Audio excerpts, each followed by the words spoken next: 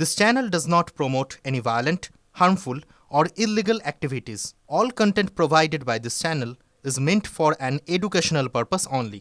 MDH chana masala এখন ছোলা হোক বা বরবটি দানা, সাদা চানা হোক বা কালো, সব রান্নাই হবে অসাধারণ। MDH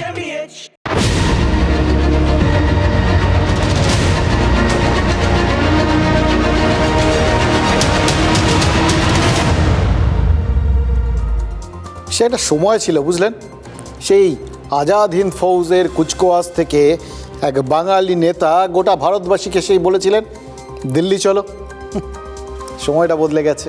এখন দেখুন, আমরা শুনছি বা ভারতবাসী শুনছে আবার একজন বাঙালি নেতাকে এখন ইডি বা সিবিআই নাকি বলতে পারে দিল্লি চলো।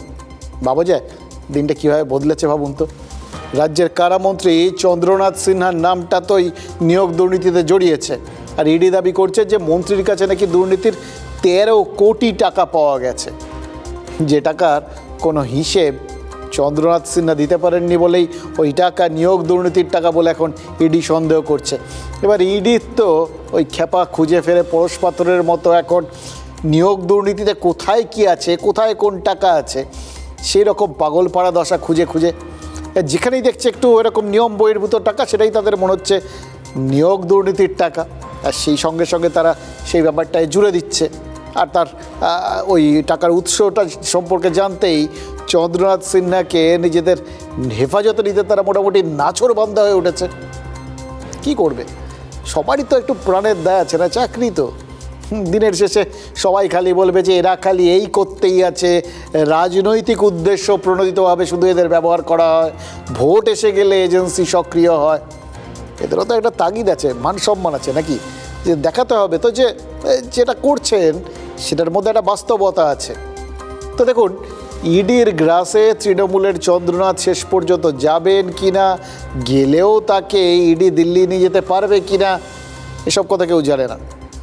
আগামী শনিবার ওই পরবর্তী শুনানির দিন, সেদিনও যে বিষয়গুলো ক্লিয়ার হবে গ্যারান্টি দিতে পারছি না, কিন্তু তাতে কি, গাছে কাঁঠাল আর গোফে তেল, এটা তো রাজনীতির একদম ট্রেডমার্ক। বিরোধী নেতারা, বিশেষ করে বিজেপি নেতারা এখন থেকে খুব কু গাইছেন, জানেন তো। এই পুজোর মরশুমে কীরকম গায়, কিন্তু এইরকম সব মরশুমই তো আবার রাজনীতির মরশুম, সেটার জন্য আলাদা করে পুজো টুজো কোনো ফ্যাক্টরি না। সুতরাং তারা বলছেন কি, বলছেন কারামন্ত্রীকে গ্রেফতার করতে হবে এবং তাকে দিল্লি নিয়ে গিয়ে জেরা করতে হবে। কোনো মানে হয়? নেতাজি তিনি কোথায় বলেছিলেন যে তোমরা আমায় রক্ত দাও, আমি তোমাদের স্বাধীনতা দেব, তিনি কোথায় বলেছিলেন দিল্লি চলো। আর এখন নেতাদের কি অবস্থা, তারা নাকি সবাই বলেছেন তোমরা আমায় টাকা দাও, আমি তোমাদের চাকরি দেবো। যাবে এটা তো তখন বলেননি, সেটা ঘটনাচক্রে হয়ে গেছে, তো মুখ ফসকে বেরিয়ে গেল আর কি। যা হয় তাই তো বেরোয়, কি আর করব। তো যাই হোক, এখন ওই পুরো বিষয়টা নাকি দিল্লিতেই আটকে রয়েছে, মানে একবার দিল্লিতে নিয়ে গেলেই নাকি নিয়োগ দুর্নীতির সব হিল্লে হয়ে যাবে।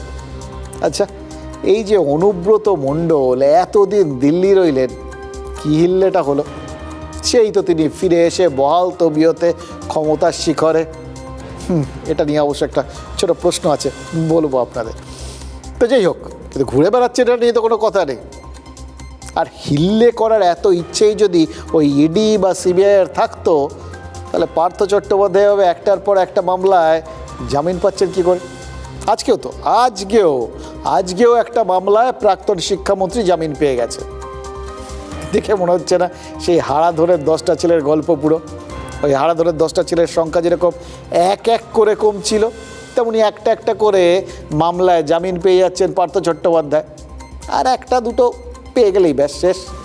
লোকজন তো বলা বলি করতে শুরু করেছে, যে রেটে জামিন হচ্ছে তাতে না পার্থ চট্টোপাধ্যায়কে এই বছরই দুর্গাপুজোর ফিতে কাটতে দেখা যায়, বলা তো যায় না। আর সেক্ষেত্রে মানে তার ফেলে যাওয়া ওই উদয়ন সংঘ, সেখানে যে এখন কি হবে, তিনি যদি ফিরে আসেন, আমি এসেছি ফিরিয়া বলে যে তিনি ঢুকে পড়েন, ভাবতে পারছেন পুজোর মরশুমে কি অসাধারণ একটা দৃশ্য। তো যাই হোক, অনেকে নাকি ইদানিং এখন তো বাজির মরশুম, বেটিং ফেটিং চলছে বিভিন্ন, অনেকে নাকি বাজি ধরতে শুরু করেছেন। পার্থ চট্টোপাধ্যায় ওই পুজোর আগে জামিন পেয়ে জেল থেকে বেরোবেন, নাকি চন্দ্রনাথ সিনহা গ্রেফতার হয়ে পুজোর আগে ইডির হেফাজতে যাবেন। এসব নিয়ে নাকি খুব বাজি ধরাধরি চলছে, মানে এগুলো সবই কৌতুক, চারপাশে চলছে বুঝতেই পারছেন, কিন্তু প্রেক্ষাপটটা তো সেরকমই। আরও একটা জিনিস আছে, এই দুটো ঘটনা ঘটার আগে কেন্দ্রীয় সরকারের কর্মীরা কি বেতন পেয়ে যাবেন? এইটা কিন্তু খুব একটা ভালো খবর। দেখুন, এতক্ষণ যেগুলো বলছিলাম সেগুলোর মধ্যে একটা নেতিবাচক গন্ধ আছে, এটা আপনারা জানেন, আমি জানি আপনাদের পছন্দ হচ্ছিল না, কোথায় নেতাজি, কোথায় এই যাই হোক যা যা বলেন আর কি আপনারা সেরকম। তো সে এগুলো কেন টানছি, আবার সেই নিয়োগ কেলেঙ্কারি, আবার সেই চাকরি বাকরির দুর্নীতি শুনে শুনে আপনাদেরও কান পচে গেছে, বলে বলে আমাদেরও মুখ ব্যথা হয়ে গেছে, আর খুঁজে খুঁজে ইডির গা হাত পা ব্যথা হয়ে গেছে। সবাই বিশ্রাম নেওয়াটাই ভালো। ওই জন্য ঠিক করেছি যে জিনিসটা পাই না সেই জিনিসটার খবর আপনাদের দেব, ভালো খবর, সত্যি বলছি। হ্যাঁ, মানে একটা দিন এরকম আসে, খুব ব্যতিক্রমী দিন আজকে, যেদিন আপনাদের তিনটে ভালো খবর দেবো শুরুতে। পৃথিবী উল্টে গেলেও আজকে ঠিক করেছিলাম এই তিনটে খবর দিয়েই আপনাদের জন্য দিনটা শুরু করব। কেন্দ্রীয় সরকার কি ঠিক করেছে জানেন? পুজোর মাসে 26 তারিখেই নাকি কর্মীদের পাওনা গণ্ডা মিটিয়ে দেবে। মানে এই 26শে সেপ্টেম্বর, মাস শেষ হওয়ার দিন চারেক আগে এ রাজ্যের কর্মীদের পকেট তার মানে গরম করে দিতে চাইছে কেন্দ্র। আমার কি মনে হয় জানেন তো, যত মানুষ জানতে চান যে চন্দ্রনাথ সিনহা গ্রেপ্তার হবেন কি না বা পার্থ চট্টোপাধ্যায়ের জামিন পাবেন কি না, তার থেকে অনেক বেশি মানুষ জানতে চাইবেন কেন্দ্রীয় সরকার মাস শেষ হওয়ার আগেই মাইনেটা যে দিয়ে দিচ্ছে, এরপর রাজ্য সরকার এরকম কিছু করবে কিনা। ভাবুন তো, আলটিমেটলি ভালো খবরের প্রতি তো সবারই আগ্রহ থাকে নাকি? আর পুজোর মাসে মধ্যবিত্ত জীবনে কেনাকাটার ধাক্কা সামলে পকেট যখন গড়ের মাঠ, তখন পরের মাসের মাইনেটা ঝপ করে পকেটে ঢুকে পড়লে সে তো একটা অসাধারণ সুসংবাদ। এর থেকে ভালো খবর আর কিছু হয় নাকি?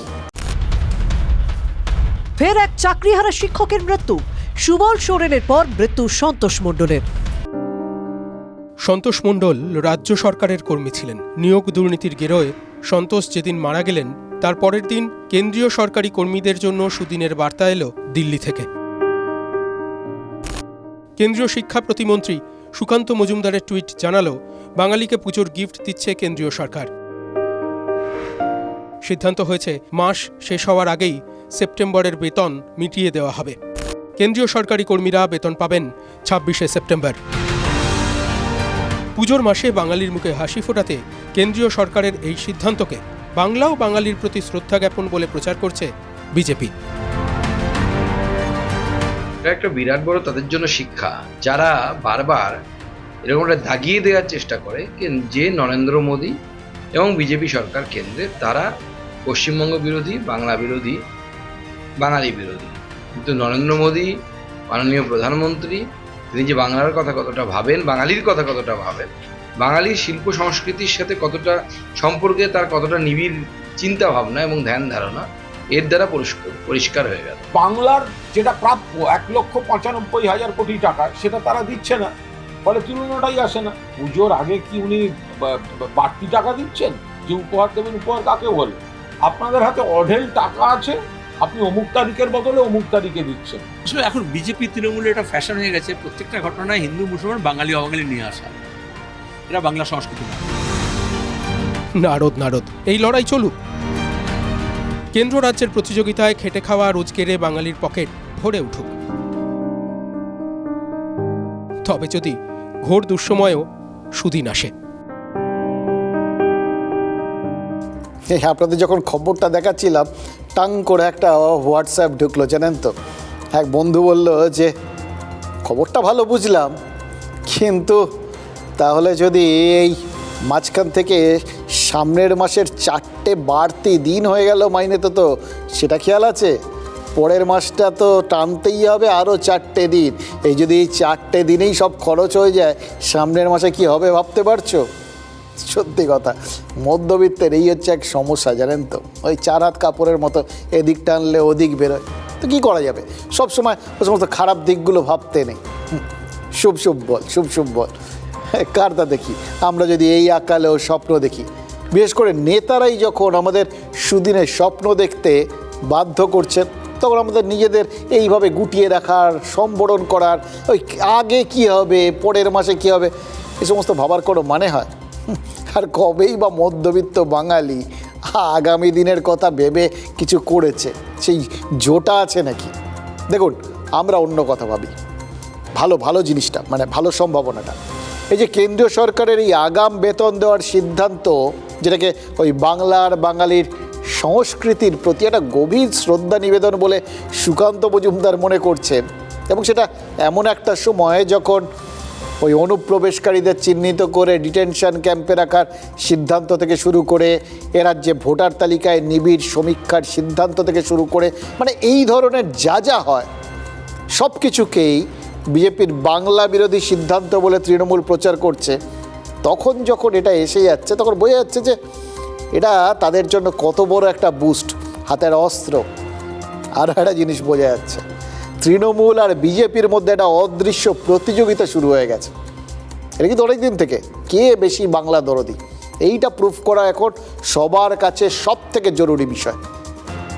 বড় বড় বালাই, এটা মাঝে মধ্যে মনে হয়, জানেন তো। এবার দেখুন, সেই জন্যই তো আজকে সব রাজনৈতিক দল কে বাঙালির সংস্কৃতি নিয়ে বেশি স্পর্শকাতর, কে আমাদের মানুষজনকে নিয়ে বেশি ভাবিত, সেটা নিয়ে একটা কম্পিটিশন শুরু করে দিয়েছে। বাম জমানায় বিরোধী দল হিসেবে তৃণমূলের প্রতিশ্রুতি কী ছিল মনে আছে? ক্ষমতায় যদি আসে, এলে মাস পয়লায় বেতন হবে। সেই প্রতিশ্রুতি কিন্তু রক্ষা করেছে তৃণমূল, এটা আপনাকে মানতে হবে। প্রথম মাস থেকে, ক্ষমতায় আসার প্রথম মাস থেকে সেটা কিন্তু রক্ষা করেছে তৃণমূল। আজও কথায় কথায় মুখ্যমন্ত্রী তো বলেন, এই রাজ্য সরকারি কর্মীদের মাস পয়লায় বেতন দেওয়া হয়, এটা তার সরকারের একটা অন্যতম অ্যাচিভমেন্ট। আর বিজেপি নেতারা কী বলেন, তারা তৃণমূলের এই কৃতিত্বকে ছাপিয়ে গেলেন, আরও 4 দিন আগে এগিয়ে দিলেন। আমরা কি বলি জানেন, মানে আপনার আমার মতো সাধারণ মানুষ, এরকম কম্পিটিশান রাজনৈতিক দলগুলোর মধ্যে আরও বেশি করে চলুক, আমরা নারদ বলে যাব। আর তাতে যদি ওই লক্ষ্মীর ভাণ্ডার 500 থেকে বেড়ে 1000 টাকা হয়ে যায়, তারপর লক্ষ্মীর ভাণ্ডারকে দেখে বিজেপির ওই অন্নপূর্ণার ভাণ্ডার যদি মাসে 3000 টাকা করে দেবো বলে প্রতিশ্রুতি দেয়, এরকম এই রকম নিলামে যেরকম চড়ায় না, একজন বলল 10, আরেকজন বলল 20, আরেকজন বলল 30, যত আপনার আমার পাওনাটা বাড়ে আর কি এই মৌকায়। আরও একটা জিনিস, এই মৌকায় এরকম দেওয়ার কম্পিটিশানে ডিএটারিও একটা কম্পিটিশান হোক না। আরে কারুর তো হবে, আমি জানি ওই বেসরকারি যারা কর্মচারী বা যারা কোনো সরকারি কর্মচারী নন, নিজেরা খেটে কোনো রকমে নিজেদের দিন চালান, তারা তো সবাই এই ডিএ টিএ এই সরকারি কর্মচারীদের নিয়ে একটুখানি বেঁকা চোখে দেখেন, জানি আমরা। কিন্তু বিশ্বাস করুন, কে কোন সরকারি কর্মচারী সেগুলো ভুলে যান। দিনের শেষে সাধারণ মানুষ, আমাদের কারুর কিছু হলেই তো হলো আর কি, সবার যে হবে না ওই কপাল করে তো আমরা আসিনি। সুতরাং কেউ যদি পায় সেটা ভেবে খুশি থাকার চেষ্টা করুন। যদি সত্যি এরকম কম্পিটিশান হয় না ওই ডিএ দেওয়া নিয়ে, মানে তাহলে কিন্তু কিছু লোকের তো একটা মানে অন্তত প্রাপ্যটা তো পাবে। রাজ্য সরকার সিরিয়াসলি এ ব্যাপারে কেন্দ্রকে কিন্তু ছাপিয়ে যাওয়ার চেষ্টা করুক, আমরা মনে করছি। মানে এইটা হলে কি হবে জানেন, ওই সরকারকে দেখে, মানে সরকারগুলোকে দেখে বেসরকারি কর্মগুলিও কোম্পানি যেগুলো আছে তারাও একটুখানি শিখুক, চটকলগুলো শিখুক, ওই চা বাগানগুলো শিখুক যে এই পুজোর সময়, পুজোর মরশুমে বোনাস দিতে হবে বলে লকআউটের নোটিশ ঝোলাতে হয় না, তার বদলে পুজোর মাসে আগাম বেতন দেওয়ার সিদ্ধান্তের মতো মানুষজনের জন্য একটু কিছু, তাদের সুবিধার জন্য কিছু ভেবে একটু মুখে যাতে হাসি থাকে তার ব্যবস্থা করুক। মানে সোজা কথায় ভালো ভালো খবরগুলো এরকম আরও বেশি করে আসুক, মানে যেগুলো হওয়ার কথা কিন্তু হয় না তেমন ঘটনা বেশি করে ঘটুক। ঘটছে অবশ্য, ওই বললাম ওই ভূতের রাজা 3টে বর দিয়েছিল, কোন রাজা আজকে বর দিয়েছে সিরিয়াসলি জানি না, কিন্তু এটা তো যদি 1 নম্বর বর হয়, 2 নম্বর ঘটনাটা ঘটেছে মুর্শিদাবাদের লালগোলায়। পদ্মার ভাঙন ঠেকাতে একটা বৈঠক ডাকা হয়েছিল, মানে সারা রাজ্যে যখন উৎসবের আমেজটা একটু একটু করে ছড়িয়ে পড়ছে, আকাশটা মেঘাচ্ছন্ন হচ্ছে মাঝে মধ্যে, কিন্তু পেঁজা মেঘ সেটাও মাঝে মধ্যে তো দেখতে পাচ্ছি। আর ঠিক তক্ষুনি সেই রকম একটা সময় মনটা যখন হু হু করতে শুরু করেছে, তখন ওই লাল গোলায় সেখানেও তো মানুষজনের মনটা হু হু করছে। পদ্মার ভাঙনে ঘর ছাড়া হয়েছে 31টা পরিবার এই বাজারে। এবার এই পরিবারগুলোকে আশ্রয় দেওয়ার জন্য তারানগর গ্রামের প্রাইমারি স্কুলে ত্রাণ শিবির খুলে বসতে হয়েছে এই বাজারে, এই সময়। সত্যি খারাপ লাগার মতোই তো বিষয়। এবার এরকম অবস্থায় কি করে এই পরিস্থিতির মোকাবিলা করা হবে, কারণ ভাঙনটা তো সর্বগ্রাসী একটা রূপ নিচ্ছে। আজকে 31টা পরিবার হয়েছে, কালকে আরও কত পরিবারকে এরকম ত্রাণ শিবিরে রাখতে হবে তার তো কোনো ইয়ত্তা নেই। এটা নিয়ে আলোচনা করতে বৈঠক ডেকেছিলেন বিডিও ওখানকার। এবার বিডিও অফিসে পাশাপাশি বসে বৈঠক করেছে কংগ্রেস, তৃণমূল আর সিপিআইএম। এবার গ্রামের মানুষ যখন চাইছে ভাঙন ঠেকাতে প্রশাসন একটা দীর্ঘমেয়াদী পরিকল্পনা করুক, একটা পদক্ষেপ নিক, তখন যে পদক্ষেপটা, যে বার্তাটা এসছে না, আমার ধারণা ওই বার্তাটা মানুষের বহু ভাঙন রুখে দেওয়ার পক্ষে যথেষ্ট। তৃণমূলের জেলা পরিষদের সদস্য, পঞ্চায়েত সমিতির ভূমি কর্মাধ্যক্ষ, সিপিআইএম নেতা এবং কংগ্রেসের পঞ্চায়েত সমিতির সভাপতি সবাই মিলে একসাথে বসে ঠিক করেছেন যে এই পরিস্থিতির মোকাবিলায় তারা মানুষের স্বার্থকে রাজনীতির অনেক ওপরে রাখবেন। ভাবা যায় এমনিতে যা হওয়া উচিত, মানে সেগুলো যা যা হওয়া উচিত হলে মানুষের ভালো হতো, যদি এইভাবেই মানুষের স্বার্থটা, আপনার আমার মতো সাধারণ মানুষের স্বার্থটা, সেটা যদি রাজনীতিকদের কাছে প্রায়োরিটি পেত, তাহলে কি সিপিআইএম, তৃণমূল আর কংগ্রেস নেতাদের আলাদা করে এরকমভাবে বলতে হতো, উল্লেখ করতে হতো যে তারা ভাঙন নিয়ে রাজনীতি করবেন না? নাকি আমাদের ওই ভূতের রাজার পাওয়া 3টে বরের মধ্যে দ্বিতীয় বরের মতো এই খবরটাকে আলাদা করে ভালো খবর বলতে হতো? এই সমস্যা তো এককভাবে কারো সমস্যা মানে সমাধানের উপায় নেই। লালগোলা ব্লক প্রশাসন এতদিন তাদের মতো নিজের মতো করেই সেটা মেনটেন করার চেষ্টা করেছেন, কিন্তু এটা ক্রমাগত এত হারে বাড়ছে যে তাদের নিয়ন্ত্রণের বাইরে গেছে। এমএলএ সাহেব তাদের যে প্রজেকশনের কাজ নিয়ে তারাও চেষ্টা করছিলেন, সেখানকার গ্রাম পঞ্চায়েত তাদের মতো করে চেষ্টা করছিল, পঞ্চায়েত সমিতি তাদের মতো করছিল। এখন পরস্পরের সমন্বয়ের ভেতর দিয়ে আমরা এইখানকার মানুষকে স্থায়ীভাবে যাতে একটা মানে পুনর্বাসন এবং রিলিফ দিতে পারি, সেই রকমের একটা ঐক্যবদ্ধ প্ল্যানিং আমাদের হলো। মিটিং খুব সফলভাবে শেষ হয়েছে এবং একটা সঠিক সিদ্ধান্ত আমরা উপনীত হতে পেরেছি। আমরা সবাই মিলে তারানগরের মানুষের পাশে দাঁড়াতে হবে, তারানগর মানুষ ইমিডিয়েট যাতে রিলিফ পায় সে বিষয়ে উদ্যোগী হতে হবে। মতামত নিয়ে জানা হলো এবং একটা টিম করা হলো, আমাদের দ্বারা সম্ভব সেটা করার চেষ্টা করব। ভাঙন রোধের জন্য তৃণমূল, কংগ্রেস, সিপিএম সবাই মিলে মিটিং করতে খারাপ কিছু না, কিন্তু ঘটনা হচ্ছে কেন্দ্র থেকে ভাঙনের জন্য যে টাকা আসছে সেই টাকাটাকে চুরি করে দিলাম, চুরি করে দেওয়ার মিটিং এ বসলাম, তার অর্থ কি? তার কোনো মানে নেই। দেখুন, বিজেপির সাংগঠনিক জেলার সভাপতি যদি না থাকতেন, তাহলে সত্যি বলছি এই লাল গোলাটাকে না মঙ্গল গ্রহ বলে ভুল হওয়ার একটা চান্স ছিল। একটা অদ্ভুত স্বপ্নের জগতে চলে গেছিলাম, কেউ রূপকথার জগতের মতো, যেখানে কোনো সংকীর্ণ রাজনীতি নেই, দলাদলি নেই, শুধু নিজেদের মধ্যে খাওয়া খেয়ে নেই, নিজেদের স্বার্থ দেখার লড়াই নেই। সিপিআইএম, কংগ্রেস, এরা তৃণমূল সবাই হাতে হাত মিলিয়ে চলছে। সিপিআইএম কংগ্রেস জোট পরিচালিত ওই পঞ্চায়েত সমিতির সঙ্গে তৃণমূল পরিচালিত গ্রাম পঞ্চায়েত বা জেলা পরিষদের কোনো বিরোধ হচ্ছে না। এই ছবিগুলো না কিরকম একটা অদ্ভুত ঘোরের মধ্যে নিয়ে গেছিলো জানেন তো। এই বাস্তবে ফিরিয়ে নিয়ে এলেন বিজেপির এই নেতা। মানে এই জায়গাটা যে রাজ্যের কোনো জায়গা হতে পারে এই বিশ্বাসটাই হতো না যদি ওই বিজেপি নেতা, রাজনৈতিক নেতা সুলভ কথাগুলো না বলতেন। বললেন তো, এবং ধাক্কা দিয়ে আমাদের ঘুম ভাঙিয়ে দিলেন আর কি। বেরসিক মানুষ, স্বপন যদি মধুর এমন। তো যাই হোক, উনি কী বললেন একসঙ্গে বৈঠক করলেই হবে না, ভাঙন রোধে বরাদ্দ টাকা যাতে চুরি না হয়ে যায় সেটাও দেখতে হবে। আর আমরা কি বুঝলাম, ধরপড় করে ঘুম থেকে ভেঙে উঠে ভাবলাম এটা সত্যি কি আমরা স্বপ্ন দেখছিলাম। লালগোলা বিচ্ছিন্ন হতে পারে কিন্তু ব্যতিক্রম নয় তার মানে।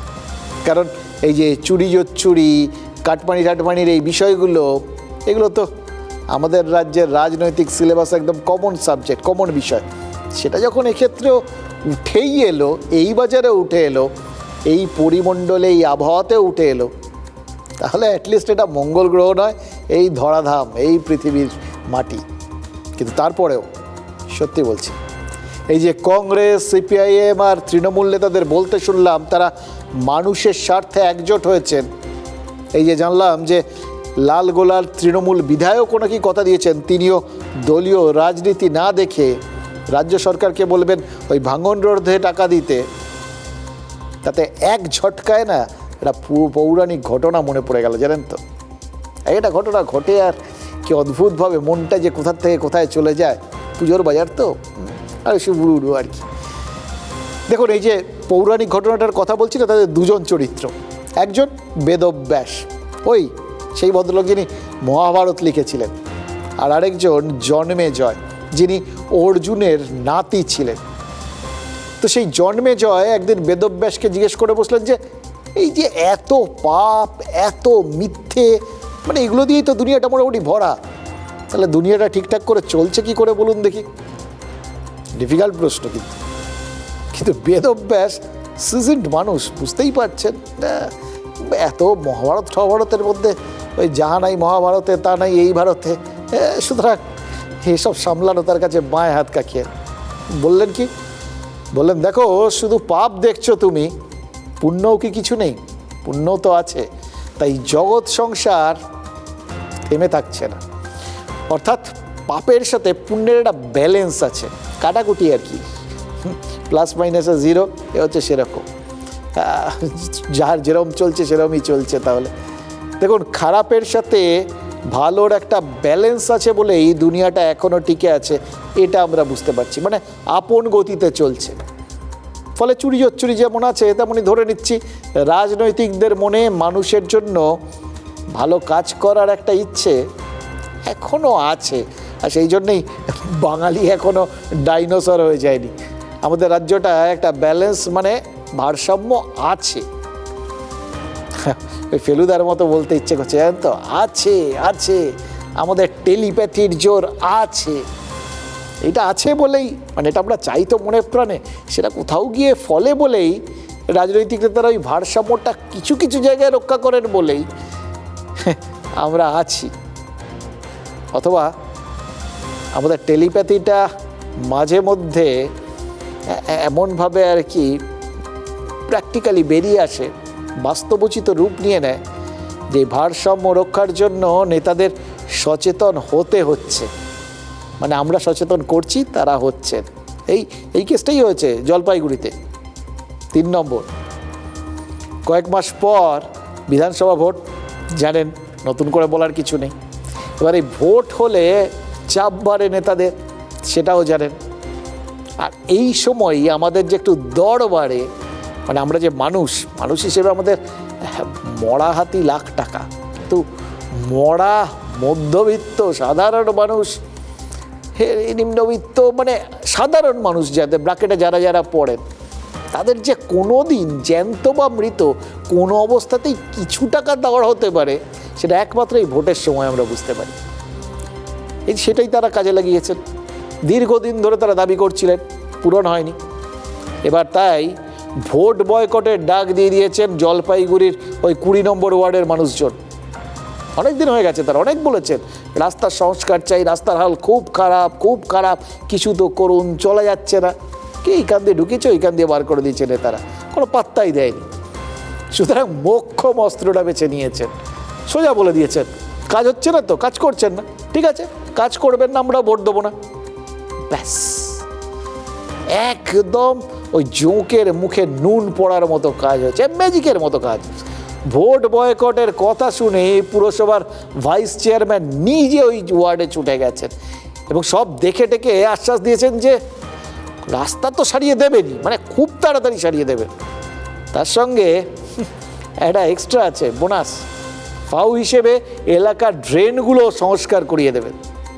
ভাবুন তো একবার, একটা মাত্র ওয়ার্ড, সেই ওয়ার্ডের বাসিন্দারা বিধানসভার ভোটে ভোট দেবেন না বলেছেন, আর তাতেই একটার সঙ্গে একটা ফ্রি, একদম পরিষ্কার হাতে গরম ফ্রি। একটা কিনলে 1:1, একটা কিনলে একটা ফ্রি, জলপাইগুড়ির ভাইস চেয়ারম্যান দিয়ে দিলেন। যেখানে কোনো কাজই হচ্ছিল না সেখানে রাস্তাটা তো হয়ে যাবেই, সঙ্গে নর্দমাটাও ফ্রি হিসেবে সংস্কার হয়ে যাবে বলে আশ্বাস দিয়েছেন। হয়তো ভেবেছেন এর পরের ভোটে হয়তো নর্দমাটা বলবেন সেই রাস্তাটা বেঁধে রাখি, আগে বন্ধ করে দিই। আর সেই সঙ্গে একটা অনুরোধও করেছেন, বলেছেন ভোট বয়কট করা যাবে না, ভোটটা দিতে হবে। ভোট বয়কটের একটা পোস্টার জানেন নিজে দাঁড়িয়ে থেকে খুলিয়েছেন, তারপর গেছেন ওই জলপাইগুড়ি ভাইস চেয়ারম্যান। ফলে মানে ওখানকার মানুষজন আনন্দ পাবেন, উচ্ছ্বসিত হবেন না বিস্মিত হবেন সেটাই বুঝে উঠতে পারছেন না। তারা একটা চাল চেলেছিলেন, সেটা যে এরকমভাবে কাজ করবে বিশ্বাসই হচ্ছে না তাদের। ওখানকার মানুষজন, এমনকি ওখানকার কংগ্রেস কাউন্সিলর, তিনি নিজে পলিটিক্যাল লোক, তিনিও বিস্ময় গোপন করতে পারছেন না। বারবার বলছেন এতবার ভাবলেন, এতবার বললেন, কাজ হয়নি। কিন্তু মানুষের দাবিটা যে ন্যায্য, এবং ন্যায্য দাবিতেই যে তিনি বারবার পুরসভায় অনুরোধ করছিলেন সেটা প্রমাণ হয়েছে। মানে এটা তিনি একটুখানি নিজের দিকে ঝোল টেনে নিয়েছেন, নিন। এটা একটু মানুষজনের এখন উৎসবের মরশুম, মনটা ভালো, ফুরফুরে, 1:1, একটা কিনলে একটা ফ্রি পেয়ে গেছেন। এখন 2-4টে কেউ এক্সট্রা চাইলে দিয়ে দিতে পারেন, কোনো সংকীর্ণতা নেই এ ব্যাপারে, কাজটা হলেই হলো। দেখুন আমরাও তো একটা ব্যাপারে একমত, কোন দাবিটা যে ন্যায্য, কোনটা যে গুরুত্ব দিয়ে বিবেচনা করা উচিত, সেটা যে নেতারা সব সময় বুঝতে পারেন না, ব্যস্ত থাকেন তো, সেটা আমরা বুঝতে পারছি। আর তাই তাদের সচেতন করতে হবে। এবার সচেতন করতে গেলে আগে তো আপনাকে আমাকে সচেতন হতে হবে আমাদের দাবি সম্পর্কে, আর তারপর একটু উদ্যোগী হতে হবে। মানুষ যদি নিজেদের প্রাপ্য বুঝে নিতে চান না, যদি শক্ত ভূমিকা নেন, তখন রাজনীতি ওই পাপ পুণ্যের ব্যালেন্সটা এইভাবে করে দিতে পারে। তাতে আখেরে ভালোই হয়, 3 নম্বর ভালো খবরও হয়। আর ওই ব্যালেন্সটা থাকলে দুনিয়াটা যেরকম চলার সেরকমই চলে, আমাদের তো চলে গেলেই হলো। এখানে যে ড্রেনটা রয়েছে, এই ড্রেনটার এখন আর জল পাস হয় না, বড় ড্রেন দেখতে পাচ্ছেন। এবং এর ফলে কি রাস্তা যদি এখন আপনি পিচের রাস্তা করেও ফেলেন, তাহলে কিন্তু যেই জলটা আবার পিচের উপরে চলে যায়, পিচের শত্রুই হচ্ছে জল। তা সেক্ষেত্রে প্রথম কাজ হচ্ছে জল নিকাশি ব্যবস্থাকে ঠিক করা। এবং একই সাথে রেলকে চিঠি করবো যে আমাদের এনওসি দিন, আমরা এই 20 নম্বর ওয়ার্ডের এই রেল সংলগ্ন যে এটা রেলের জমি, যে রাস্তাটা, এই রেলের জমিতে আমরা রাস্তাটা করতে যাই মানুষের সুবিধার্থে। মানুষ কষ্ট করে থাকবে আর রেলের আধিকারিকরা এসিতে থাকবে, এটা হতে পারে না। ঠেলার নাম বাবাজি, এনারা হচ্ছে ভোট পাখি, ভোট আসলেই সমস্যার কথা মনে পড়ে। অথচ এতদিন ধরে মানুষগুলো আন্দোলন করছে, নো ভোট, রাস্তা না হলে ভোট দেবে না বলছে, ভোট বয়কট করছে, তখন এনারা সামনে যাননি। এখন সামনে ভোট আসছে, তাই ভোট পাখিদের দেখা পাওয়া যাচ্ছে। চলুক এখন রাজনীতি, রাজনীতির মতো বলুক, কাজের কাজটা হয়ে গেলে সাধারণ মানুষ নিশ্চিন্ত, আপনারা তারপর নারদ। দেখুন বাংলার মানুষ রাজনৈতিকভাবে সচেতন, এটা তো প্রায় শুনি। তো সেই রাজনৈতিক সচেতনতাটা কি, সেটা মাঝে মধ্যে ভাবি, জানেন তো। কারণ যেরকম দেখবেন মাঝে মধ্যে একটা বলা হয়, আমরাও বলি রাজনৈতিক মহল বলছে, এই মহলটা কোন মহল আজ পর্যন্ত খুঁজে পেলাম না, এক্স্যাক্টলি কারা। তো যাই হোক, এটাও সেরকম, এই যে রাজনৈতিক সচেতনতা, বাঙালি খুব রাজনৈতিক সচেতন, এই সচেতনতাটা ঠিক কোনখানটায়, সেটা শুধুই চায়ের দোকানে এক্সিস্ট করে কিনা, নাকি বাস্তবে প্রয়োজনের সময় এই 20 নম্বর ওয়ার্ডের, জলপাইগুড়ি 20 নম্বর ওয়ার্ডের মানুষজনের মতো সেটা কাজে লাগায় কিনা, সেটা মাঝে মধ্যে ধন্ধ লেগে যায়, জানেন তো। কিন্তু কাজে লাগালে সেটা কিন্তু যে কাজ করে সেটা তো হাতে গরম প্রমাণ পেয়ে গেলেন। ওই জলপাইগুড়ির নো রোড নো ভোট দেখে মনে হচ্ছিল সবচেয়ে বড় রাজনৈতিক সচেতনতা এটাই, যখন মানুষ নিজেরাই নিজেদের ভালোটা বুঝে নেয় এবং এটা বুঝে নেয় যে তাদের ছাড়া তাদের জন্য আর কেউ ভাববে না। আর সেই জন্য যদি অন্য কাউকে ভাবাতে হয়, চোখে আঙুল দিয়ে দেখাতে হবে, ভাবতে বাধ্য করতে হবে, সেই অনুযায়ী পদক্ষেপ নিতে হবে। কোনো নেতা বা আমলা কবে কি সিদ্ধান্ত নেবে সেদিকে হাপিত্তেশ করে বসে থেকে নিজেদের কি হলো না তাই নিয়ে আক্ষেপ আর বিলাপ করার জাস্ট কোনো মানে হয় না, লাভ হয় না তাতে। নিজেদের অধিকার নিজেদের জোগাড় করে নিতে হবে, পূরণ করতে বাধ্য করতে হবে, নিজেদের দাবিটা জোরের সঙ্গে তুলে ধরতে হবে। এতেই যে সব থেকে বেশি কাজ হয় এটাই তো তার প্রমাণ। মানুষ সচেতন হয়ে গেছে, বুঝতে পারলে নেতা নেত্রীরাও কিন্তু সচেতন হবে, তারাও বুঝবে মানুষ সচেতন হয়ে গেছে, এবার মানুষের প্রয়োজনগুলো মেটানো দরকার, না হলে কিন্তু আবার ওই নো ভোট হয়ে যাবে, তাহলে তো সর্বনাশ, সাড়ে সর্বনাশ। অনেক রাজনৈতিক নেতার মধ্যে আজকাল কিন্তু এই সচেতনতা দেখা যাচ্ছে, জানেন তো, মানে দিনের শেষে তো প্রত্যেককে নিজের কথা বুঝতে হবে না। এই যে বীরভূমের কেষ্ট মণ্ডল, তিনি খুব সচেতন হয়ে উঠেছেন। এবার কি দেখে বুঝলাম, এইটা একটা মজার ব্যাপার। এবার এটা বুঝতে গেলে আপনাদেরকে একটু অতীত বুঝতে হবে, তারপর বর্তমানটা দেখতে হবে, তারপর ভবিষ্যতের দিকে তাকাতে হবে। আজকাল পরশুর গল্প। আজকেরটা কি আগে বলি। অভিষেকের একটা ফ্রেমে বাঁধানো মূর্তি তাকে উপহার দিয়ে দিয়েছেন কেষ্ট। সোমবার ক্যামাক স্ট্রিটে তার অফিসে বীরভূমের তৃণমূল নেতাদের ডেকেছিলেন তৃণমূলের ওই সর্বভারতীয় সাধারণ সম্পাদক। সেখানেই কাঠের ফ্রেমে অভিষেকের একটা ওই খানিকটা মূর্তি মতো আর কি, মানে 3D মূর্তি, সেইটা নিয়ে হাজির হন অনুব্রত। বীরভূমে গিয়ে কেষ্টমণ্ডলকেই দেখুন, এবার পুরো ব্যাপারটা ভাবুন, এটা তো আজকের গল্প। কালকে কি হয়েছিল? বীরভূমে গিয়ে কেষ্টমণ্ডলকেই তো কোর কমিটির আহ্বায়ক করে দিয়ে এসেছিলেন মমতা বন্দ্যোপাধ্যায়, এবং বুঝিয়ে এসেছিলেন যে কেষ্ট গার্জিয়ানের মতো যা বলবেন কোর কমিটিকেও তাই করতে হবে। তারপর কি হলো? আবার একটু সামনে গিয়ে আসুন।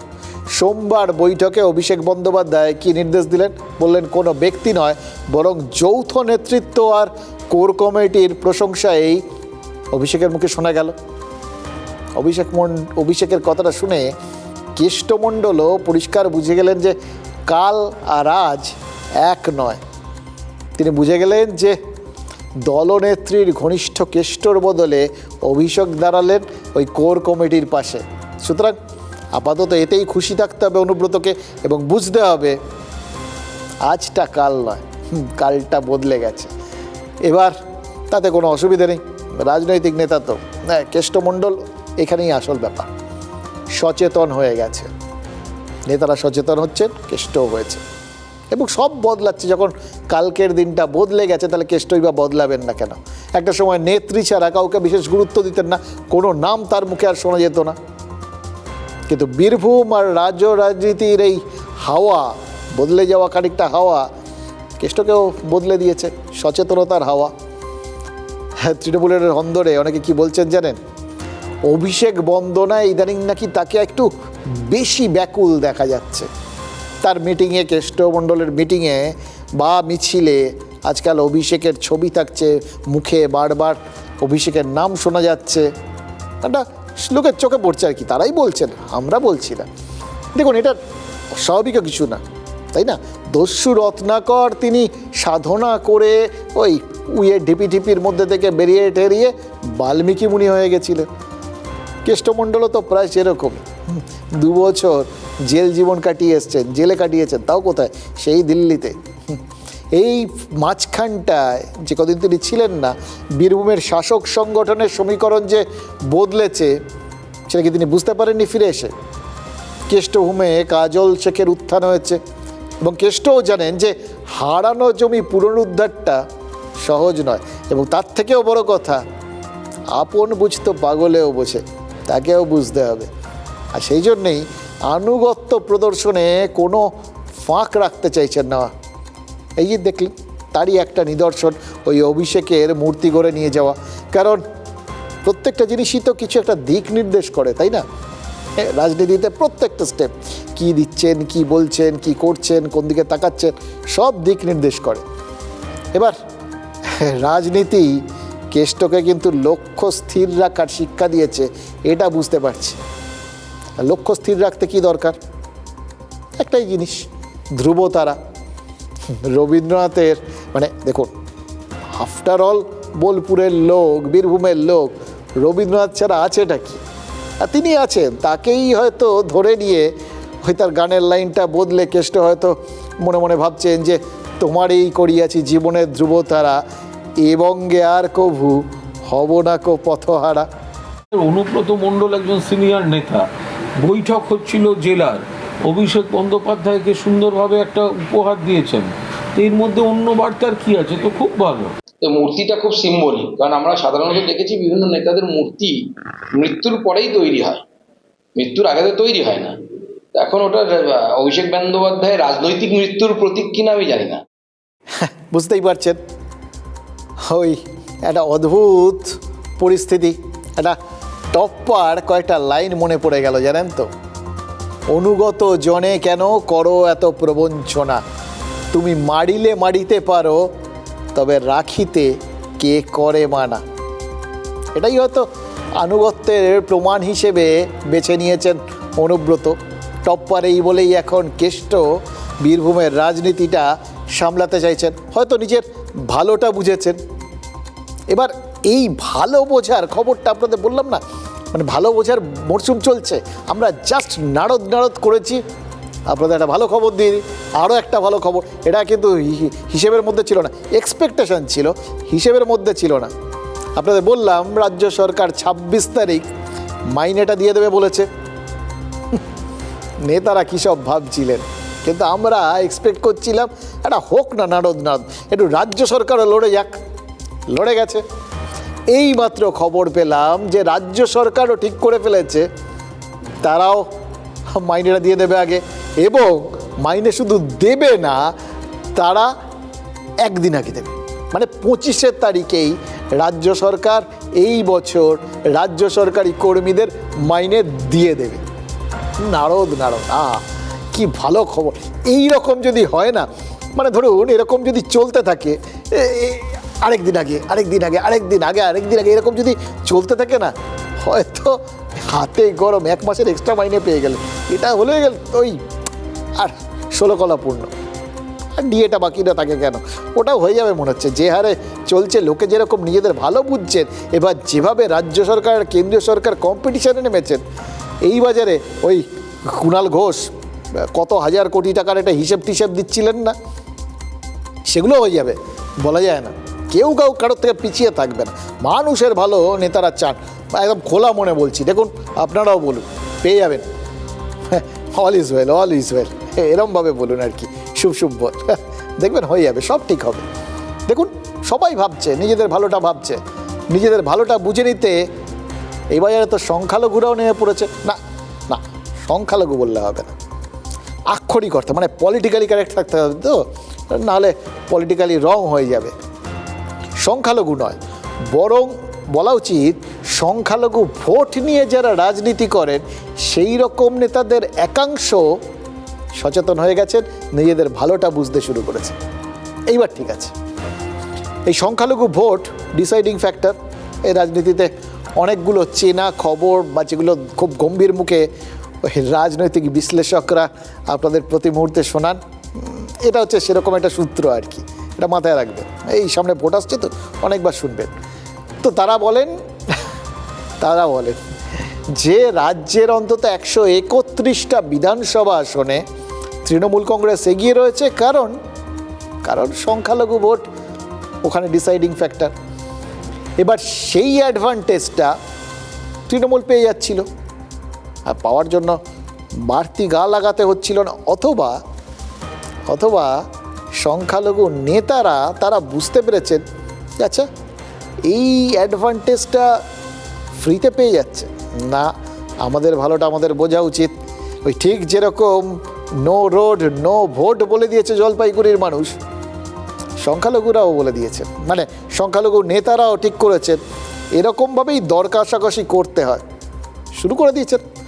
ভোটের ময়দানে দেখুন, এতদিন পীরজাদা নওশাদ সিদ্দিকী ছিলেন, ভোট যুদ্ধে নামার কথা জাস্ট ঘোষণা করে দিয়েছেন ফুরফুরার আরেক পীরজাদা আব্বাস সিদ্দিকী, মানে জোড়া চ্যালেঞ্জ। এই চ্যালেঞ্জের মুখে কে পড়েছেন? তৃণমূলের শওকত মোল্লা। উপস্থিতি জানান দিতে মুখ খুললেন কে? আরেক পীরজাদা তহা সিদ্দিকী। মানে ছিল দ্বিমুখী লড়াই, মানে ওই যদি আপনি শওকতের কথাটা ভাবেন আর কি, তিনি 1:1 যাচ্ছিলেন নওশাদের সঙ্গে, এপাশে আব্বাস সিদ্দিকী হয়ে গেল, 1:2 হয়ে গেল, দ্বিমুখী লড়াই। মানে আব্বাস সিদ্দিকী যদি ক্যানিং পূর্বে তার বিরুদ্ধে দাঁড়িয়ে যান, তাহলে তিনি নিজের ঘর সামলাবেন না ওহে নওশাদের ঘর ভাঙবেন ভাঙড়ে গিয়ে, সেটা নিয়ে একটুখানি দ্বিধাদ্বন্দ্ব ভাগাভাগির জায়গায় চলে যাচ্ছিলেন। সেই সমস্যাটা ত্রিমুখিক হয়ে গেল। তোহা সিদ্দিকী নেমে পড়েছেন এবং সবথেকে মজার ব্যাপার, তারও টার্গেট ওই শওকত মোল্লা। প্রকাশ্যে বাকযুদ্ধ শুরু করে দিয়েছেন। কি বলছেন? বলছেন আর বলতে বাকি কি রাখছেন। এরকম বিষয়গুলো সবাই নিজেরটা বুঝে নিলে, তিনিও বুঝে নিয়েছেন যে কী সব মানে একদম শওকত মোল্লাকে কবরে পাঠিয়ে দেবেন, এরকম সব ভাবনা চিন্তা করে ফেলেছেন আর কি। যে যার মতো করে যে যার ল্যাঙ্গুয়েজে বলছেন, ওটা ভালো করে ওরাই যখন বলবেন শুনবেন, আপনারা বুঝতে পারবেন। কিন্তু আমরা কি বুঝলাম? ভোটমুখী বাংলায় মুসলিম ভোট আর তৃণমূল কংগ্রেসের সমীকরণটাই আপাতত ত্রিমুখী বাকযুদ্ধের জালে জড়িয়ে গেছে। শওকত যে ভাষা বলেছে, যে ভাষাটা বলেছে, ওই ভাষা নওশাদ, আব্বাস আর কাসেম ছাড়া শওকত অন্য কোনো পীরের আওলাদকে বলতে পারবে? ওর হিম্মত আছে। আমাদেরও কিছু করতে হবে না, কোটি কোটি আমাদের ভক্ত আছে, শওকতকে না জ্যান্ত কবর দিয়ে দেবে। এটাও একটা ক্রাইম, এটা ক্রিমিনালের ভাষা, সমাজ বিরোধী খুনিদের ভাষা। এটা ক্রিমিনালের মতো যে ভাষা বলছেন বন্ধ করুন। আমরাও বলতে পারি, হয় বন্ধ করবেন, না হলে এর পরে খাতা খুলে দেবো। আপনার খাতা আমার পকেটে আছে, আপনি কি করেছেন না করেছেন, কোথায় কি সুবিধা নিয়েছেন, সব বলে দেবো একদম। সেই ছোটোবেলার থেকে শুনতাম, জানেন তো, হাত থাকতে মুখে কেন, এখন বলতে ইচ্ছে করছে খাতা থাকতে মুখে কেন। এইটা না রাজনৈতিক নেতাদের এতদিন ধরে দেখছি, জাস্ট বুঝতে পারি না। তাদের কাছে নাকি বিরোধী দলের সব থাকে, আগের সময়ের সব তথ্য প্রমাণ থাকে, যাবতীয় কেলেঙ্কারি কে করেছেন, কবে করেছেন, সব নাকি তথ্য প্রমাণ আছে। বার করেন না, সবাই খালি এই বার করলাম করে, বার করেন না, কাউকে শাস্তিও দেন না। অথচ দেখুন, একটা সরকার বদলে আরেকটা সরকারকে মানুষজন আনে কেন? ওই সরকার যে অন্যায় করেছে সেই অন্যায়গুলোর প্রতিকার করার জন্য, ওদের শিক্ষা দেওয়ার জন্য। শিক্ষাটা আর কেউ দেন না, সবাই বলেন আছে, দেখান না। এই রাজনৈতিক নেতাদের এই বিষয়টা কিছুতেই বুঝে উঠতে পারি না। এই এখানেও শুনলেন তাই। দেখুন, একদিকে শওকত মোল্লাকে জ্যান্ত কবর দেওয়ার হুমকি দিলেন তোহা সিদ্দিকী, অন্যদিকে ফুরফুরার পীরজাদার মুখে ক্রিমিনালের ভাষা শোনা যাচ্ছে বলে তার খাতা খুলে দেওয়ার হুমকি দিলেন শওকত মোল্লা। খাতা খোলা মানে কি, কিসের খাতা? সেটা কিন্তু ক্যানিং পূর্বের তৃণমূল বিধায়ক খোলসা করেননি। হয়তো সবটা পরিষ্কার করে দিলে রাজনীতির কোনো ফয়দা নেই, এই জন্যেই খানিকটা রেখে ঢেকে রাখেন। এটা খেয়াল করে দেখবেন, হালকা করে একটু কিছু ঢেকে রাখলে না, ভেতরে কি আছে, কিছু নিশ্চয়ই আছে। মানুষের মধ্যে যে কৌতূহল, এতেই রাজনীতির লাভ বোধ হয় সব থেকে বেশি। মানে একটা সাসপেন্স তৈরি করা আর কি। আমরা কিন্তু নিজেদের শার্লক হোমস মনে করছি এক্ষেত্রে, তাহলেই একমাত্র এই সাসপেন্সটা কাটিয়ে ওঠার চেষ্টা করতে পারি। আমরা জানি এমন একটা সময় ছিল যখন রাজনীতি ফুরফুরা শরীফকে ব্যবহার করত, আর এখন ফুরফুরা শরীফ রাজনীতিকে ব্যবহার করা শুরু করতেই কি সমস্যাটা তৈরি হলো? একটা প্রশ্ন মনে এলো, তাই জন্য করলাম আর কি। দেখুন, সাধারণ মানুষ, তাদের কোনো জাত ধর্ম হয় না, এটা বাংলা বুঝে গেছি। যে ধর্মের হোক, যেখানকার হোক, ভাগ তো দুটো, সাধারণ মানুষ আর রাজনৈতিক নেতা। পৃথিবীতে এছাড়া আর কোনো বর্ণ বৈষম্য নেই, এটা বুঝে রাখবেন। সুতরাং সব কটাকে সাধারণ মানুষের অ্যাঙ্গেল থেকে দেখলে গোটা বিষয়গুলো কিরকম জলের মতো সহজ হয়ে যায়, কারণ আমরাই তো রিসিভিং এন্ড, সবই তো আমাদের দিকে বয়ে আসে, ফলে বুঝতে পারবেন। এই যে ফুরফুরাকে রাজনীতি ব্যবহার করত, এটা কিন্তু সব সময়ের জন্য সত্য।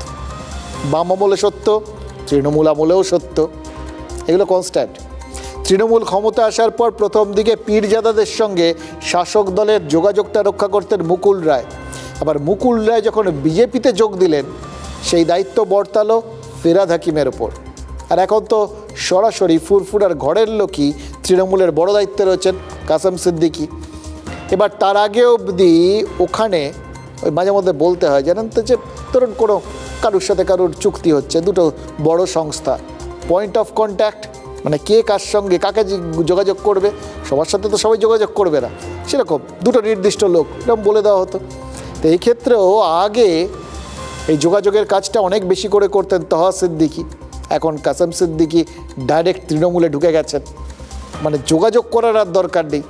কাসেমকে তৃণমূলের রাজ্য সম্পাদক করে দিয়েছেন মমতা বন্দ্যোপাধ্যায়। হয়তো ভায়া মিডিয়া বক্তব্যগুলো যেতে যেতে ঠিকভাবে পৌঁছচ্ছিল না বা জোর হারিয়ে ফেলছিল, তাই জন্য তিনি সরাসরি সম্পর্ক স্থাপন করে দিয়েছেন। কিন্তু মুশকিল হচ্ছে এই কাশেমই বলুন বা নওশাদ সিদ্দিকি বা আব্বাস সিদ্দিকি, এরা প্রত্যেকেই সংখ্যালঘু সমাজের কাছে পরিচিত মুখ। এদের প্রত্যেকেরই অসংখ্য অনুগামী রয়েছে। পীরজাদা তো, পীরজাদাদের ভক্ত সংখ্যা প্রচুর। এবার উল্টো দিকে শওকত মোল্লার মতো নেতারা, মানে যারা রাজনীতি করেন, তাদেরও তো মানুষজনকে নিয়ে চলতে হয়, তাদেরও তো এক ধরনের ভক্তকুল আছে নাকি। এবার এইটার মাধ্যমে মানে এই দিকে যাদের ভক্তকুল, সত্যিকারের ভক্তকুল, মানে এটা বুঝে নিন, রাজনীতি এবং ধর্ম দুটোর মধ্যেই কমন ফ্যাক্টর কিন্তু বা শক্তির জায়গাটা হচ্ছে এই ভক্তকুল, দুটোতেই ভক্তকুল আছে। এবার এই দুটো মুখোমুখি হয়ে যাওয়ায় ওই শওকত মোল্লার মতো রাজনৈতিক নেতাদের একটা কোথাও গিয়ে স্বার্থে ঘা লাগছিল কি দেখুন খেয়াল করে। যারা শওকত মোল্লার অনুগামী বা ভোটার, তারা তো অনেকেই বা হয়তো সবাই বা একটা বড় অংশ তারা পীরজাদাদের ভক্ত। ওই তো বলছেন তহা সিদ্দিকি, তহা সিদ্দিকির সেই কোটি কোটি ভক্তের মধ্যে শওকত মোল্লার সমর্থকরাও লুকিয়ে নেই, গ্যারান্টি দিয়ে বলা যায় না। এবার রাজনীতি আর ধর্মের মধ্যে ভক্তকুলে প্রভাব কার বেশি, সেই প্রশ্ন উঠতেই কি এই সংঘাতের আবহাওয়া, এটা ধরে নিয়েই কি ধারাবাহিকভাবে ফুরফুরার একের পর এক পীরজাদাকে নিশানা করছেন ক্যানিং পূর্বের তৃণমূল কংগ্রেস বিধায়ক। তিনি তো কাসেম সিদ্দিকি, তার দলের যিনি ডাইরেক্ট কন্ট্যাক্ট, তাকেই ছাড়েননি। কাসেমকে খেয়াল করে দেখুন, স্বয়ং মমতা বন্দ্যোপাধ্যায় তৃণমূলে এনেছেন, তারপরেও শওকত মোল্লা কটাক্ষ করে বলেছিলেন রোজগার কমে যাওয়াতেই নাকি ওই পীরজাদা তৃণমূলের দিকে ঝুঁকেছেন। এটাতেও একটা অন্যরকম ব্যাপার, দুর্জনেরা বিভিন্ন রকম ভেবে নিতে পারেন যে তৃণমূলে রোজগারের ব্যাপারটা আর কি। যাই হোক, তিনিই বলেছেন। দেখুন উল্টো দিকে নওশাদ ভাঙড়ের প্রথমবারে দাঁড়িয়ে প্রথমবারেই জিতেছেন। এবার 2026-এর লড়াই, ওখানেও তিনি ভাঙড় থেকেই লড়বেন, এটা তো মোটামুটি অনুমান করা যায়। আর একইভাবে আন্দাজ করা যায় আব্বাস সিদ্দিকি যা ইঙ্গিত দিয়েছেন তা সত্যি হলে ওই বললাম ক্যানিং পূর্বে লড়তে পারেন। সেক্ষেত্রে দুই পীরজাদার বিরুদ্ধে প্রত্যক্ষ বা পরোক্ষে শওকত মোল্লাকেই লড়তে হবে ক্যানিং পূর্বে, সরাসরি ভাঙড়ে মেঘনাদের ভূমিকায়। ফলে নওশাদ আর আব্বাসকে আক্রমণের ঝাঁঝটা ভোট যত এগোবে ততই বাড়াবেন শওকত মোল্লা, এটা তো পরিষ্কার। ত্রিমুখী কেন হলো, মাঝখানে কেন ঝাঁপিয়ে পড়লেন তহা সিদ্দিকি? তহা সিদ্দিকি প্রমাণ করতে চাইছেন যে যতই আব্বাস থেকে নওশাদ হয়ে কাশেমকে নিয়ে রাজনৈতিক অঙ্ক, লাভ ক্ষতির অঙ্ক কষা হোক, বা তার মধ্যে শওকত মোল্লা ঢুকে সামলে দেবেন এরকম একটা ব্যাপার করুন, আসলে শেষ কথা এখনও তিনি, ফুরফুরা বলতে তিনিই শেষ কথা। তার কথাতেই ওই কোটি কোটি ভক্তের ভোট নিয়ন্ত্রিত হবে। দেখুন পুরনো চালি যে ভাতে বাড়বে সেটা প্রমাণ করতে মরিয়া বলেই কি শওকত মোল্লা এইভাবে আক্রমণের লক্ষ্য হয়ে গেলেন এই প্রবীণ পীরজাদার? দেখুন এটা তো পরিষ্কার, রাজনীতি এবং ধর্ম যেখানে হাত ধরাধরি করে রয়েছে, সেখানে কার মনে কি আর কার পায়ে কার পা আটকে যাবে, পায়ে পায়ে লেগে কি হবে, এটা বোঝা কি এত সহজ নাকি? সওগাত কেন, যে ভাষা ইউজ করেছে ওই ভাষা যদি অন্য কেউ ইউজ করে পীরের আওলাদের ওপরে, তাকে জ্যান্ত কবর দিয়ে দেবে। কিন্তু সওগাতকে বলালো কে? বলালো কে? আমিও বলবো যে ভদ্রভাবে কথা বলুন, ভদ্রভাবে লড়াই করুন, আমরাও ভদ্রতা দেখাতে পারবো। আপনি অভদ্রতা করলে আমরা অভদ্রতা করব, সেটা আপনাদের সম্মানটা ভালো যাবে না। আর ওদিন শেষ হয়ে গেছে। আপনি এই ভক্তর কথা বলছেন না, ভক্ত আমরাই ভক্ত, আমাদের ছেলেরাই ভক্ত, আমাদের লোকেরাই ভক্ত। যে রেকর্ড রয়েছে পশ্চিমবাংলায়, যেভাবে মানুষদেরকে দেখেছে, পরিচয় পেয়েছে এবং একে অপরকে কাদা ছোড়াছুড়ি, কাদা মাখামাখি করছে, তৃণমূলের সরকার আস্তে আস্তে নিজেদের মধ্যে এইভাবেই নিজেদের মধ্যে মারামারি চুলোচুরিতে নিজেরাই আস্তে আস্তে মানে মানুষের কাছ থেকে অনেক দূরে সরে যাচ্ছে। তহা সিদ্দিকী শওকত মোল্লাকে বলছেন এরকম কোথাও গিয়ে বিজেপির ভূমিকাটা এক্ষেত্রে কিন্তু গ্যালারিতে বসে নারদ নারদ বলার মতো, প্র্যাকটিক্যাল বা প্রত্যক্ষ কোনো যোগাযোগ নেই বা ভূমিকাও নেই, মজা দেখছেন তারা। তো যাই হোক, আমরা এই অবস্থায় আমরাও তো গ্যালারিতে বসে আছি, বা গ্যালারিতে কেন, আমরাও third person singular number, S বা ইয়েস যোগ হয় না, ওরকম আর কি। আমরা ঘুরে বেড়াচ্ছি, মাঝে মধ্যে গান গাইছি, ওই আমি যামিনী তুমি শশী হে, ভাতিছ গগন মাঝে, অ্যান্টনি ফিরিঙ্গির গান। অফিস আসার সময় শুনছিলাম আজকে, জানেন তো, মানে কি ভালো লাগছিল, অসাধারণ। আহা, গৌরী প্রসন্ন মজুমদারের কি লেখা ভাবুন তো, যামিনী মানে রাত আর শশী হলো চাঁদ, ভাতিছ গগন মাঝে। চাঁদের আলোয় গোটা রাতের আকাশটা আলোয় আলোয় ভরা। অবশ্য এখন আমরা কেউ রাত জেগে চাঁদ দেখি না, আমরা যতক্ষণ জেগে থাকি জেমিনি দেখি। হ্যাঁ, সিরিয়াসলি দেখুন, আমাদের জামিনি এখন জেমিনিতে বদলে গেছে।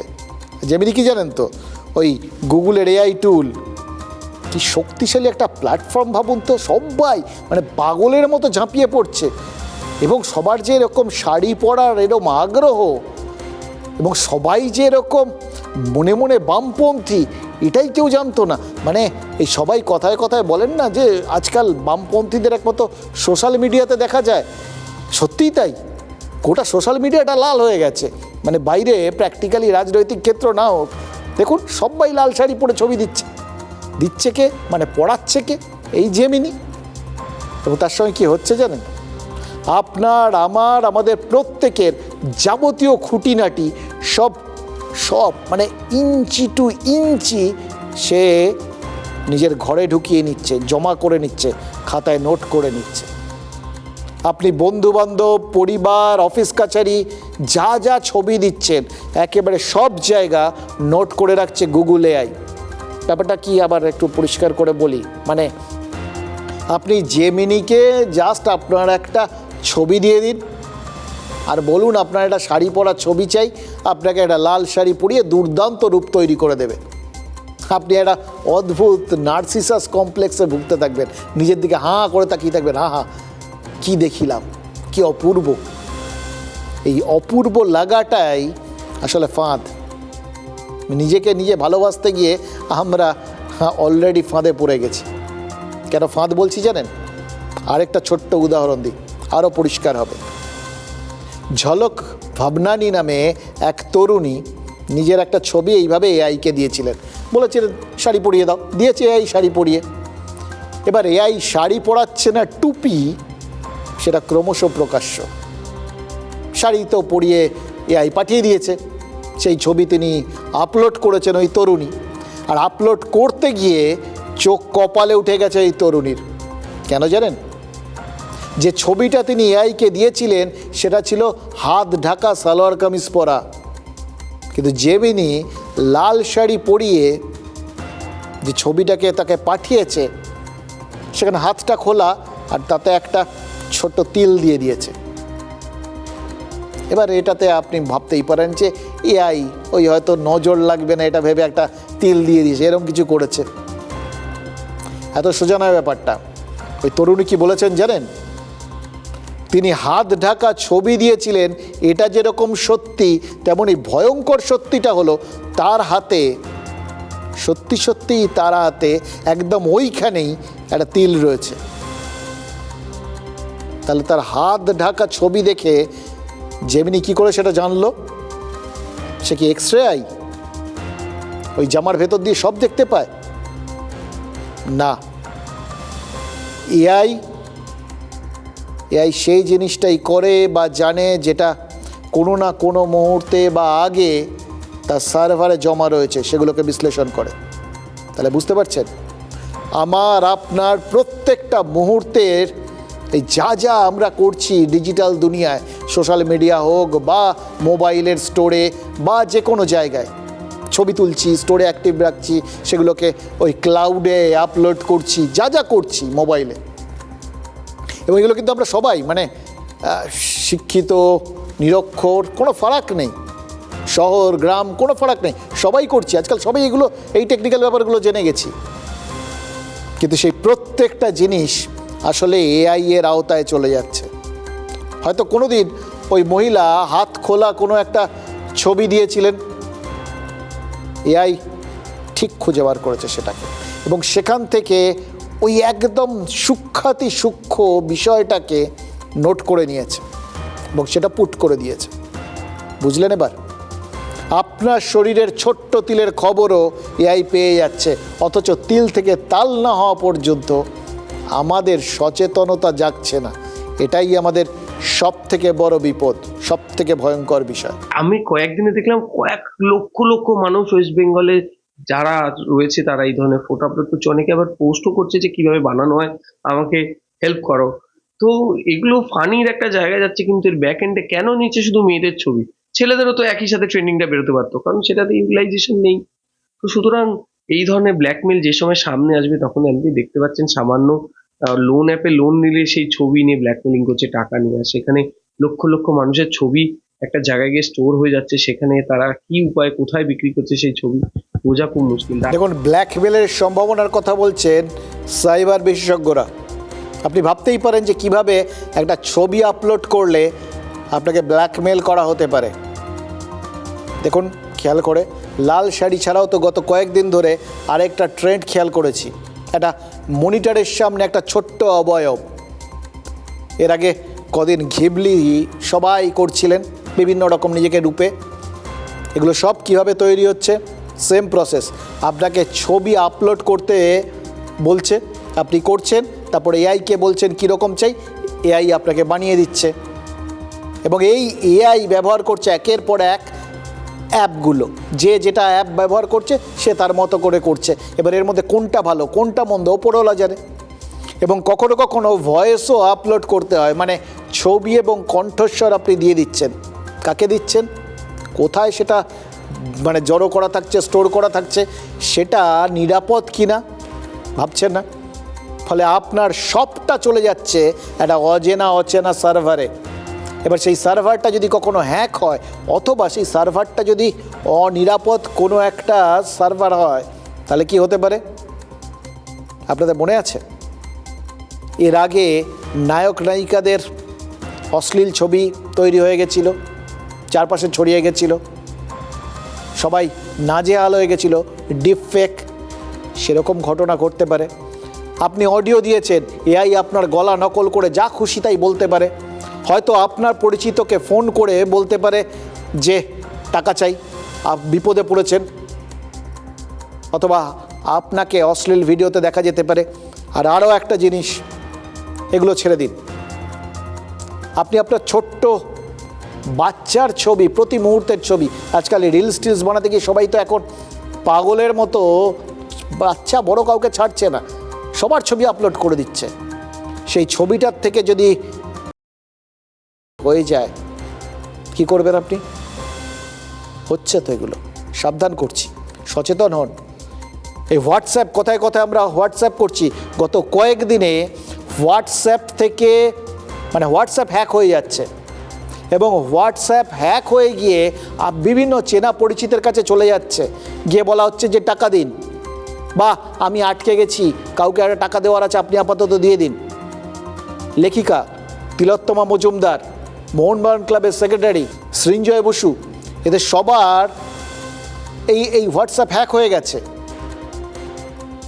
সে বুঝতে পারছেন কি অদ্ভুত একটা, আমরা যত ভাবছি আমরা আধুনিক দুনিয়ায় প্রবেশ করছি, আসলে কতটা বিপজ্জনক ডিজিটাল দুনিয়ায় আমরা নিজেদের নিয়ে গিয়ে ফেলছি। সুতরাং সাধু সাবধান, এই লাস্ট যেটা বললাম এই হোয়াটসঅ্যাপ দুনিয়ার কথা, তার যেটুকুনি এখন অবধি পেয়েছি সতর্ক করার বিষয় আপনাদের বলি যে আপনারা হোয়াটসঅ্যাপের সেটিংসে গিয়ে সেখান থেকে ওই যত রকমভাবে সিকিউরিটিগুলো দ্বিস্তরীয় নিরাপত্তা দেখবেন সেগুলো করুন, মানে পাসওয়ার্ড বা ফেস আইডি এগুলো দিয়ে খোলার ব্যবস্থা করুন, মানে 2 স্টেপ অথেন্টিকেশন যাকে বলে ওই টেকনিক্যাল ভাষায় আর কি, সেই সমস্তগুলো করুন, তাহলে হয়তো বাঁচলেও বাঁচতে পারেন। সোজা বাংলায় নিজেকে বিশ্ববাজারে বিখ্যাত করতে গিয়ে এত সহজে নিজেকে পণ্য করে দেবেন।